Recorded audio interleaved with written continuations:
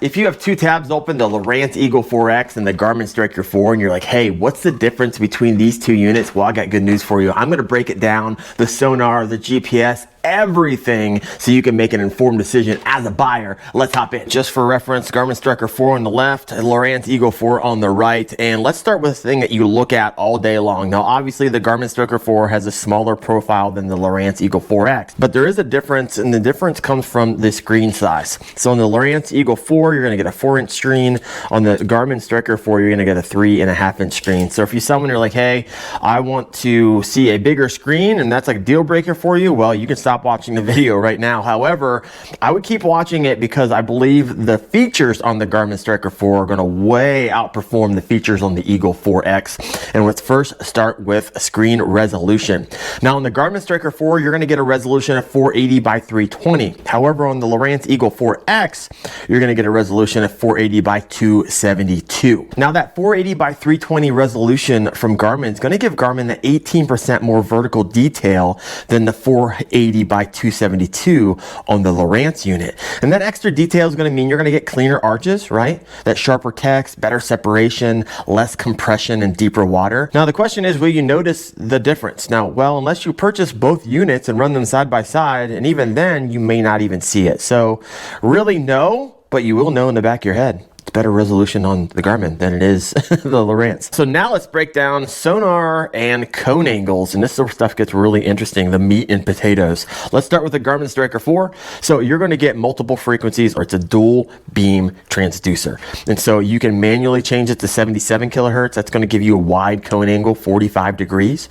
You can manually change it to 200 kilohertz. That's going to give you a narrow cone angle at 15 degrees. Or you can utilize, which I believe it's showing right now, CHIRP, and this is going to give you a cone angle of 19 degrees. So the Garmin unit offers CHIRP. CHIRP is like compressed high intensity radiated pulse or something like that. So essentially what CHIRP is doing is taking multiple frequencies and putting it into a sonar reading for you. So Garmin's going to offer you CHIRP. However, Lowrance, the Eagle 4 unit, is not going to offer you CHIRP. In fact, the Lowrance Eagle 4X is a single beam transducer. You only get one, and it's 200 kilohertz, and it's a single cone angle at 44 degrees. It's simple. It's clean, familiar. It's really great for shallow to mid-depth water, but no CHIRP, no second cone means you don't get the same detail precision as Garmin offers. Now let's get under the hood. Let's see the max depth of both of these units. Garmin Striker 4, this will ping to 1,600 feet in freshwater, 750 feet in saltwater. Translation, this is the strongest sonar engine in the budget category, in my opinion. The Lowrance Eagle 4X, you only get a 500 max depth.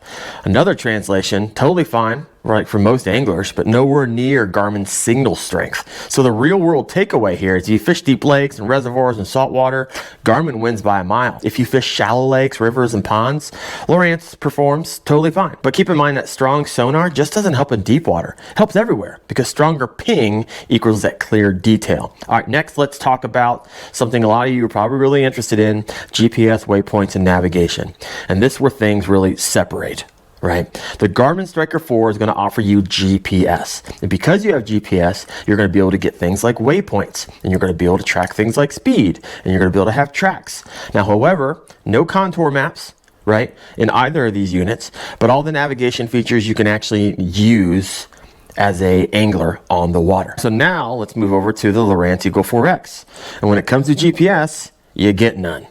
And because you don't have GPS, you're not going to be able to track waypoints.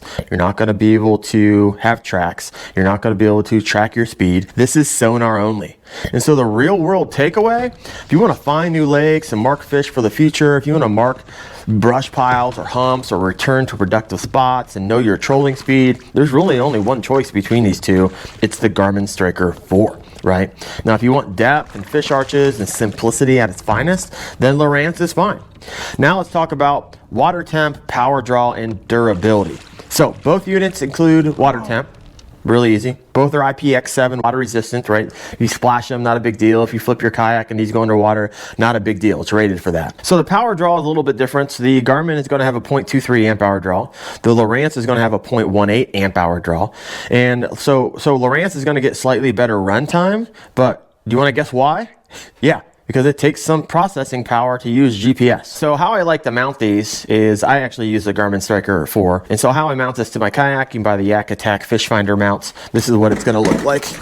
Still in the package, going to come from the hardware, and this has a round base, which is going to fit really nicely on this round base. It's really kind of made for it. However, the Lowrance has a square bottom base and is not going to fit on this, so do not buy it if you end up going with the Lowrance. You're going to have to get some other type of mount, but on the Garmin, this is perfect. 2 points of articulation. Really sturdy. Yak Attack makes some solid stuff. So now let's talk about power. I like using the Aqua Pro battery kits. I have a 4.4 amp hour, a 10 amp hour, and over here is a 20 amp hour. This is pretty beefy for these units. So let's talk about these. On the Garmin Striker 4 with that 0.23 amp hour draw, this 4.4 amp hour battery is going to run this thing for like 19 hours. So pretty small. If you're a minimalist, that's going to be perfect. 10 amp hour battery is going to run this thing for like 43 hours. There's a lot of variables in there. And then this beefy 20 amp hour, if you're like, hey, I don't ever want to charge my battery very often. I mean, you're going to get like 100 hours out of this thing. So pretty wild. So now battery on the Lowrance Eagle 4X with a 0.18 amp hour draw. This 4.4 amp hour battery is going to run it for 24 hours, and 10 amp hour, 55 hours, and of course over 100 hours for the 20 amp hour. So I'll throw the link. You can buy these off my Wendell Fishing store and get free shipping. So pretty sweet. So now let's talk pricing. And I literally just ran downstairs on the computer to get the current pricing from Amazon. It's going to change, but typically if they run sales, it's not going to change more than like $15. And so on the Garmin Striker 4 right now, $137. On the Lowrance Eagle 4X right now, $115. So what do we got here on the final verdict, right? You got Garmin, you got GPS, you got CHIRP, you got more detail, you got stronger Sonar engine. On Lowrance, you got simple, clean, reliable Sonar only setup. So let me know in the comments below, which one do you think wins out overall? And if you chose the Garmin Striker 4, I got really good news for you, because Garmin actually makes 4 different versions of this unit with a variety of different features that range anywhere from $130 to $180. If you want to learn about those, right here, you can check out that video. Thanks for watching, guys. See ya.